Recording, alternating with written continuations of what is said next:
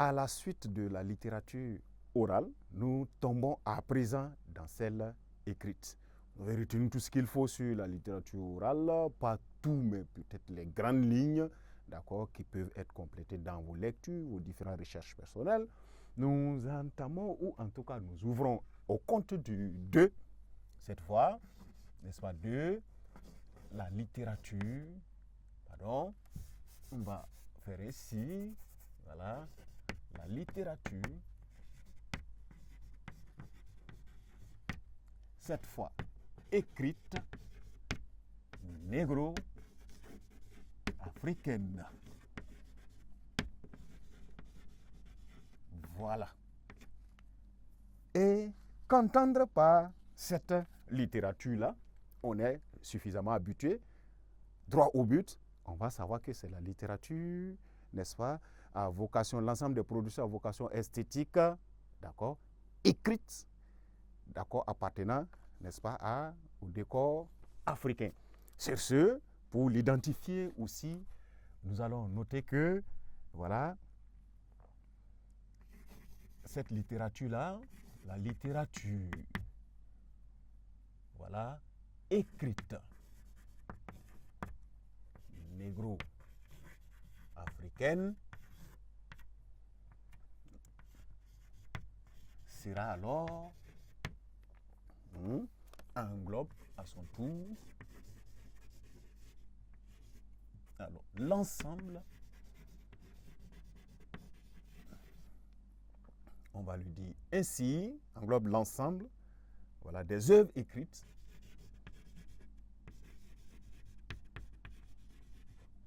n'est-ce pas, des œuvres écrites à vocation esthétique, à vocation esthétique,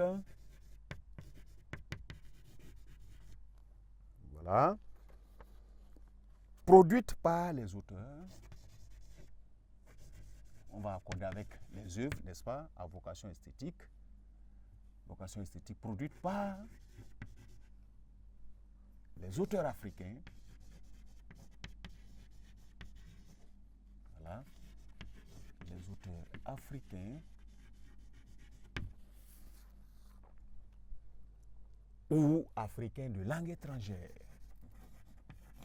ou africains, on va dire, en langue étrangère.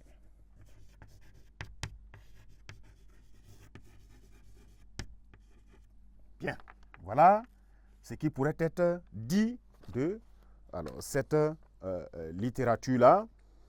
Et comme telle, pour spécifier dans sa définition, vous allez vous rendre compte qu'elle inclut, d'accord, toutes les productions des auteurs africains, naturellement a priori dans leur langue, quand on dit ainsi, et ou, si vous voulez, des Africains, des auteurs africains toujours en langue étrangère, ou tout auteur en langue africaine. D'accord. Quand un Européen écrira sur l'histoire de l'Afrique, en tout cas dans un sens de produit littéraire, produit à dominance esthétique, on ne pourra pas dire que ce n'est pas de la littérature africaine. Ça appartient à la littérature africaine avec la spécificité d'un auteur simplement étranger, selon des besoins d'études, des besoins personnels, ou peut-être même selon des besoins, d'accord, ou selon des contraintes, si vous voulez, d'appartenance. Il est redevenu presque africain, qui a toujours vécu africain, qui se sent mentalement africain, qui se sent confondu à l'africain. Il écrit en ce moment, mais dans ses sources, dans ses racines, il n'est pas un Africain, seulement son produit reflète de l'écrit sur les réalités africaines. On parlera toujours, on comptera cela dans le compte de la littérature africaine écrite. Voilà, cette distinction étant faite, on va aussi, de la même manière que l'autre côté, remarquer qu'elle inclut,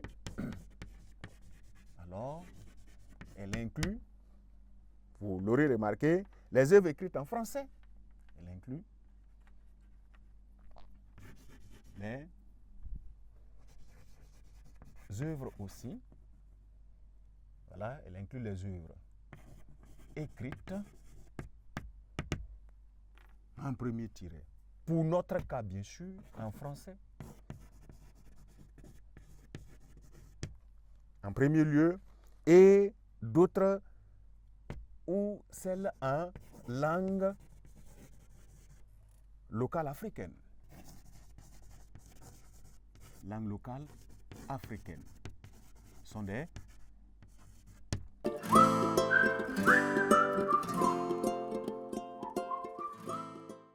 donc, on se demande parfois selon quels critères d'observation on se décide de dire que telle production est écrite africaine ou n'est pas écrite africaine, en ce sens que vous avez toujours vos romans entre les mains en langue française.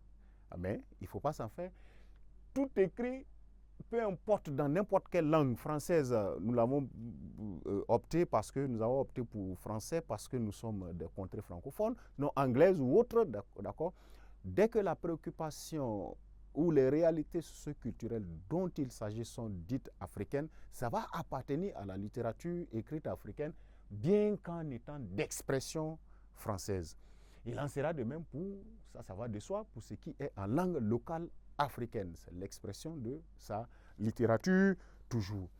Et c'est ce qui fait que, comme on l'a dit, on parle, on dit parfois,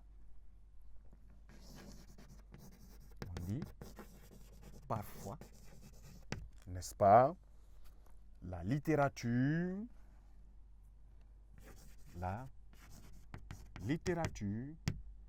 négro-africaine, n'est-ce pas, d'expression française.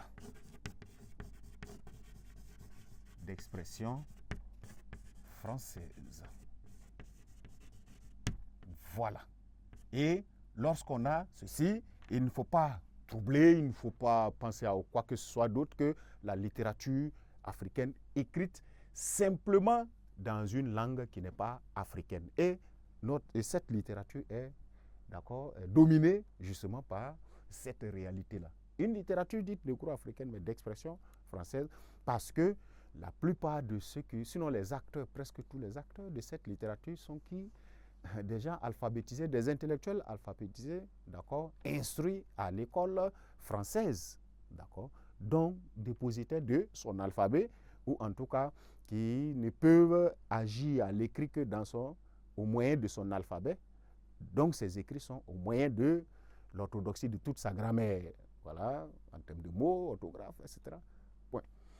Donc la littérature africaine écrite va être considérée en ces termes et nous allons nous demander sa nature.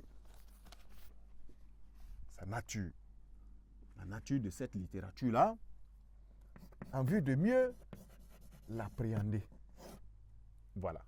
Elle est une littérature qui se distinguera des autres littératures à travers quoi? Mais le phénomène, et sinon la réalité commune qui reste, c'est que ce sont toutes des œuvres à vocation esthétique.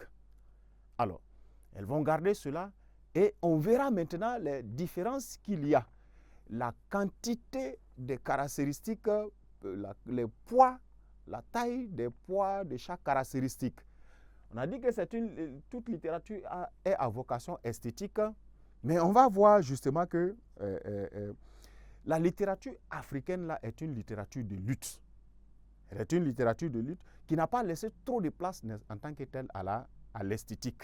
Et oui, il faut savoir le souligner. Ça ne signifie pas que c'est une littérature qui n'a pas d'expression par l'esthétique. Mais comme c'est une littérature qui a commencé depuis, voilà, on va le voir incessamment, le mouvement, l'esclavage, la colonisation, etc., les réalités qui ont été dedans ont été empreintes d'une certaine spécificité. Donc, c'est ce qui fait qu'on va dire, c'est une littérature de lutte,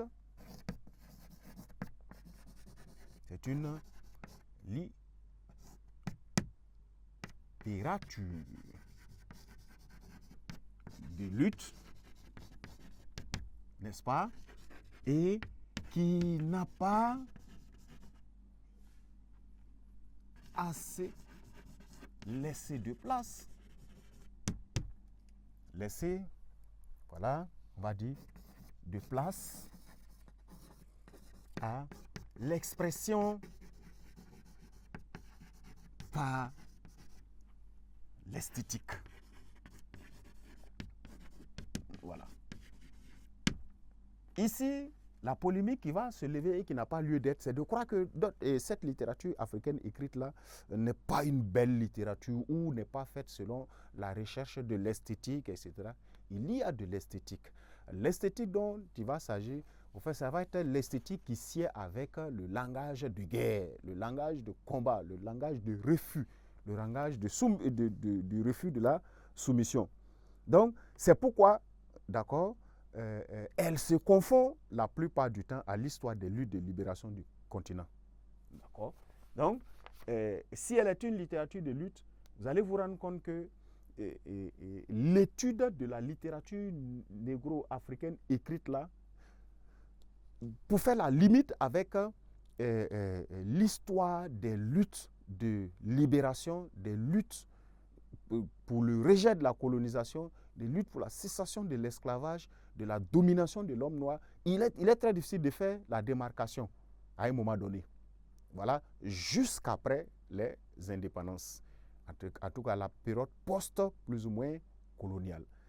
Et dans ce sens toujours, d'accord, vous allez vous rendre compte que le combat des Noirs à travers l'égalité, etc., va conduire depuis les années 1939 déjà même, d'accord, Aimé Césaire a créé ce que c'est que le mouvement de la négritude.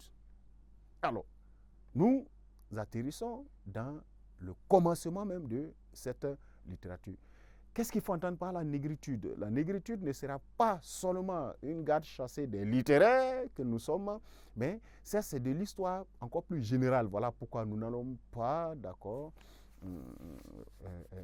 perdre le temps ou en tout cas élargir notre cours avec cela. Mais pour l'essentiel, comprenez que la négritude a un lien avec l'émergence, l'éclosion de cette littérature. Le phénomène de se sentir, l'élan, le mouvement de contestation qui consistait à faire valoir la couleur noire, l'homme noir.